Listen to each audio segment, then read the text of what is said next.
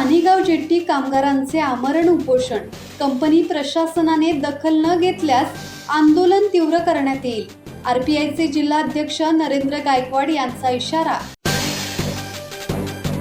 रोहा तालुक्यातील सानेगाव येथील Indo energy international कंपनीच्या जेट्टीवरील कामगारांनी आपल्या न्याय हक्कासाठी 14 एप्रिल पासून कंपनी गेट बाहेर आमरण उपोषण सुरू केले आहे. या आंदोलनाला आता राजकीय आणि सामाजिक पाठिंबा मिळू लागल्याने परिसरात तणावाचे वातावरण निर्माण झाले आहे. आरपीआय सह विविध सामाजिक आणि धार्मिक संघटनांनी आंदोलनाला समर्थन दिले आहे. आरपीआयचे रायगड जिल्हाध्यक्ष नरेंद्र गायकवाड यांनी उपोषण स्थळी भेट देत कंपनी प्रशासनावर टीका केली. कोरोना काळात कामावरून काढून टाकलेल्या कामगारांना 6 वर्षांपासून न्याय मिळाला नसल्याचा आरोप करत कामगारांच्या कुटुंबांवर उपासमारीची वेळ आल्याचेही त्यांनी सांगितले. इंडो एनर्जी इंटरनॅशनल कंपनी प्रशासनाने तात्काळ दखल न घेतल्यास आंदोलन अधिक तीव्र करण्यात येईल. कंपनी तेजा रोखली जाईल आणि जिल्हाधिकारी कार्यालयावर मोर्चा काढला जाईल, असा इशारा आरपीआयचे जिल्हाध्यक्ष नरेंद्र गायकवाड, कोकण नेते राहुल डाळिंबकर आणि पदाधिकाऱ्यांनी दिलाय. कामगारांना पगार अतिशय कमी होता, कुटुंब त्यांना उदरनिर्वाह करता येत नव्हता अशी परिस्थिती होती.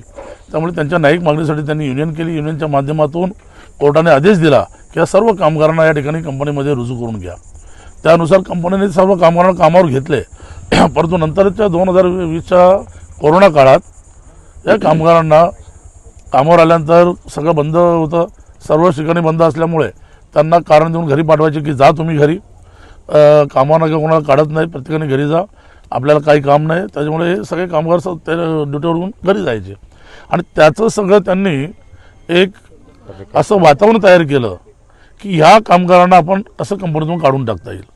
त्यांना कामगारांवरती प्रचंड रोष होता, युनियन केली होती म्हणून. आणि मग त्यांनी कंपनीच्याच प्रशासनाला अधिकारी नेमून यांची इन्क्वायरी करून यांना कंपनीमधून काढून टाकलं. आणि आज या ठिकाणी जे उपोषणाला बसलेले सगळे सानेगाव बौद्ध वाड्यातील सर्व जे कर्मचारी आहेत, ग्रामस्थ, त्यांच्यासमोर बहुजन समाजाचे कर्मचारी देखील आहेत. यांना आदिवासी समाजाचा आहेत. तर या सगळ्यांना कामावर न घेता गेले ह्या 8-10 वर्षात त्यांच्यावर अन्याय त्यांचा कंपनी व्यवस्थापनाचा चालू असताना त्यांना कामावर न घेणं, त्यांना सतत प्रत्येक ठिकाणी ज्या ठिकाणी न्याय मागायला जाते त्या ठिकाणी प्रशासनाला कंपनीने राजकीय त्यांचा जो काही वरदस्ता असेल त्यांच्या माध्यमातून दाबण्याचं काम केलं आणि आमच्या या कर्मचाऱ्यांवरती अन्याय केला. या ठिकाणी तालुका तहसील कार्यालय आणि प्रांताधिकाऱ्यांनी देखील या ठिकाणी आजपर्यंत येऊन कामगारांची कुठल्याही प्रकारची शहानिशा केली नाही, त्यांची तब्येत कशी काय त्याची माहिती घेतली नाही. या ठिकाणी 15 कामगार उपोषणावर बसले, त्यातले 3 कामगार अत्यवस्थ झालेले आहेत. परंतु प्रशासनाला काही देणे घेणं नसल्यासारखं प्रशासन वागतंय आणि कंपनीच्याच दबावामुळे प्रशासन अशा ठिकाणी पद्धतीने वागतंय. या प्रशासनाचा रिपब्लिकच्या वतीने, कामगारांच्या वतीने मी जाहीर निषेध करतो. आणि येत्या उद्या आणि परवा 2 दिवसात या ठिकाणी जर निर्णय झाला नाही तर त्याच्यानंतर फार मोठा मोर्चा या ठिकाणी आम्ही जिल्हाधिकारी कार्यालयावर काढू, रोहा तालुक्यात काढू, रोहा पूर्ण बंद करून टाकू आणि जिल्हाधिकारी कार्यालय देखील मोर्चा करून ते देखील बंद करण्यात येईल. अशा पद्धतीने आमची पुढची योजना असते. इंडो एनर्जीच्या संदर्भात आम्ही 14 एप्रिलच्या दिवशी डॉक्टर बाबासाहेब आंबेडकरांच्या जयंतीच्या दिवशी आम्ही आमरण उपोषण चालू केलेलं आहे. इंडो एनर्जी जेट्टी ह्या जेट्टीचे आम्ही कर्मचारी आहोत आणि कोर्टाचे आमच्याकडे आदेश असताना सुद्धा कंपनीने आम्हाला बेकायदेशीर हेरिंग लावली. कायदेशीर हेरिंग लावली नाही, बेकायदेशीर त्यांच्याच फेवरमधले अधिकारी घेऊन आमच्या कामगारांना त्यांनी चौकशी लावली.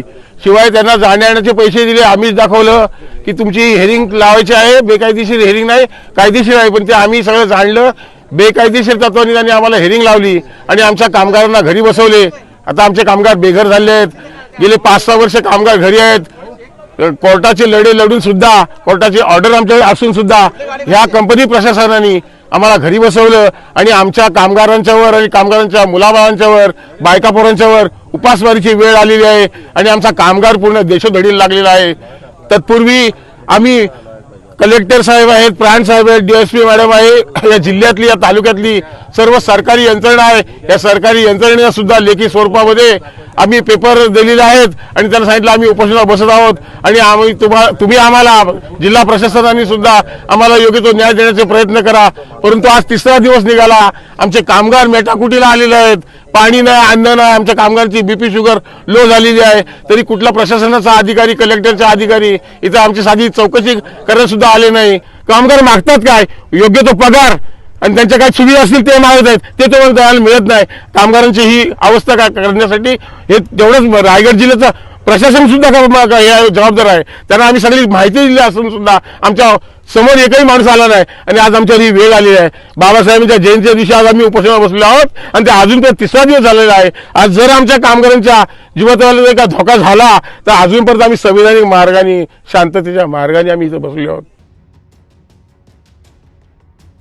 बौद्ध समाजातील कामगारांच्या पाठीशी RPI पक्ष ठामपणे उभा असून हा लढा शेवटपर्यंत चालणार असल्याची भूमिका आंदोलनकर्त्यांनी घेतली आहे.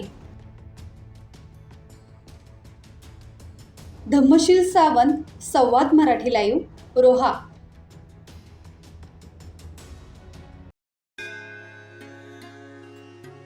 श्री गणपती संस्थान महड, तालुका खालापूर, जिल्हा रायगड. श्री वरदविनायकाच्या भक्तांसाठी भक्त निवासाची सोय, स्वच्छता आणि 24 तास गरम पाणी. CCTVची नजर. आगाऊ नोंदणीसाठी संपर्क करा 02192 26 69 12 72 76 47 38 54.